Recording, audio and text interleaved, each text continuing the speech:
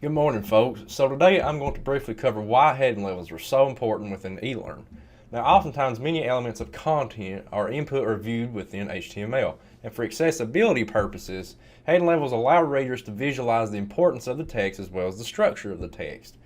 Now, if a reader might be using a screen reader, they will also help identify the distinct heading levels for the reader in a transparent way. So if we look over here in the eLearn, I have a course syllabus pulled up as an example. And in this course syllabus, I have three distinct heading levels applied to showcase the difference between structure and importance, both crucial elements of accessibility. So to begin, I have heading 1 selected as course syllabus because it is a larger section within my document. I have heading 2 applied to course assessments because it is a smaller section within the larger section. And then I have section 3 applied to quizzes, discussion boards, etc. because they are even smaller sections. So 1, 2, 3. And to change heading levels, all you need to do is go in the upper left-hand corner and select whatever heading level that you want applied.